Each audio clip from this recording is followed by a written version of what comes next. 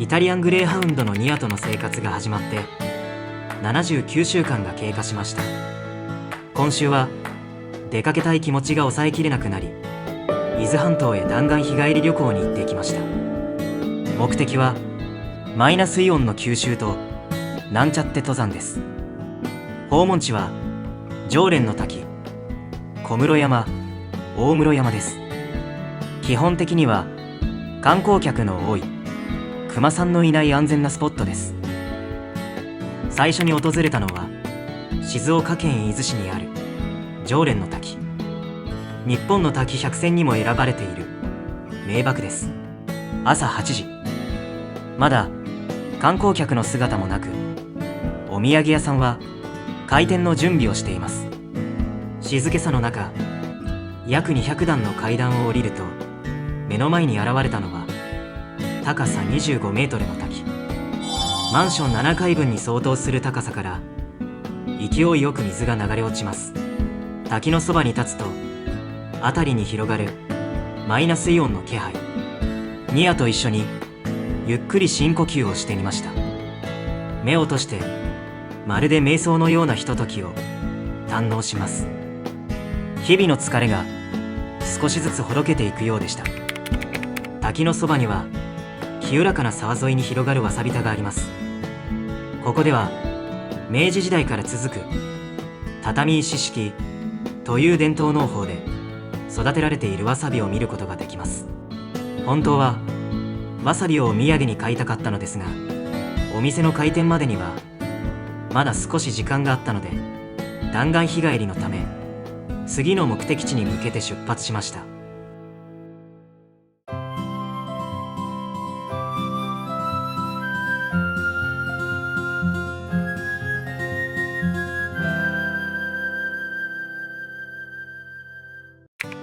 静岡県道59号伊東西伊豆線で伊東方面に向かいます。天城峠を通って行ってもよかったのですが、渋滞情報も出ていたのでショートカットコースを選びました。次に訪れたのは都会の豚ちゃんでも安心してハイキングがしたいと思い見つけたのが小室山です。小室山にはリッジウォーク美空というビュースポットがあるので、ニアと一緒に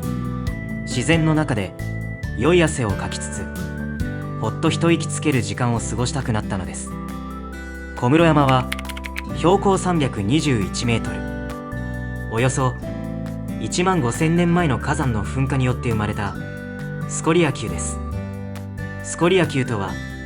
火山から吹き上がったマグマが冷え固まり、お椀を伏せたような形に積み重なってできた山のことです。スタート地点に選んだのはその名も恐竜公園。冒険心をくすぐる名前に思わずワクワク。しかし登り始めてすぐ目の前に現れたのは長く続く階段。エフホエフホと足を運んでいるうちに頭の中はいつの間にか流行りのエフホエフホのフレーズでいっぱいになっていました。心臓破りの階段を上りきると恐竜公園に到着です。恐竜公園はさまざまな恐竜のオブジェが飾られており、恐竜のオブジェに入ったりもできるので、小さなお子様が喜びそうな空間が広がっていました。登山開始から約30分、ようやく山頂へ到着です。早速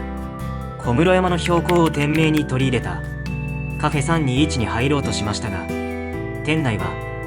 多くの人でにぎわっており、ニアが吠えてしまうかもしれないと心配になったので、カフェでのコーヒーブレイクは諦めました。でもリッジウォーク美空には座れそうだったので、リッジウォークに腰を下ろし、持参したお茶で一休みしながら広がる絶景を眺めながらニアと静かな時間を楽しみました。せっかくなので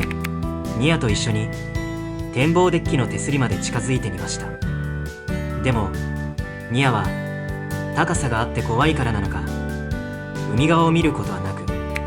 ずっとデッキ側の方を見ていました。相模湾の景色も堪能できたので最後の大室山に向かいます。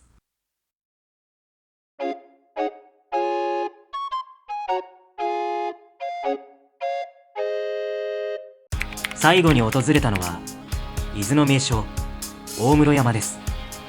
小室山に行ったのに大室山を忘れているようじゃ無理か。大室山は入れておかないという神の声に導かれてやってきました。到着するとまるで異国、インバウンド観光客でにぎわい、聞こえてくるのが多種多様な言葉。山頂へはリフトで向かいますが、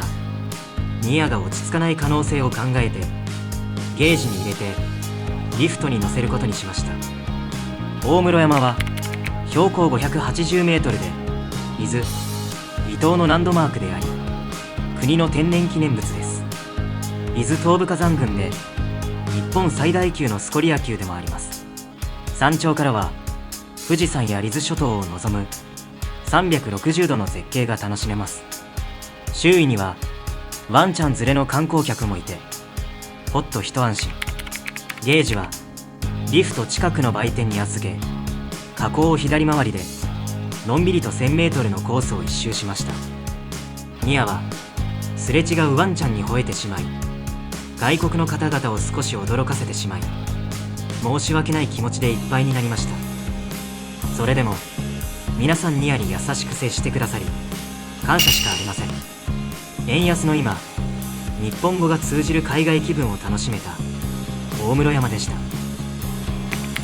大室山を後にして伊豆スカイラインと箱根スカイラインを通って自宅に帰ります。途中景色の良い場所で写真を撮ったり、誰もいないドッグランでニアと休憩しながらのんびりと帰りました。朝5時から活動していたので、ニアは高速道路を走行している時はぐっすり眠っていました。引き続きこんなテンションで動画を作っていきますので、ぜひチャンネル登録と高評価ボタンをポチっていただき、感想をコメントで教えてくださいませ。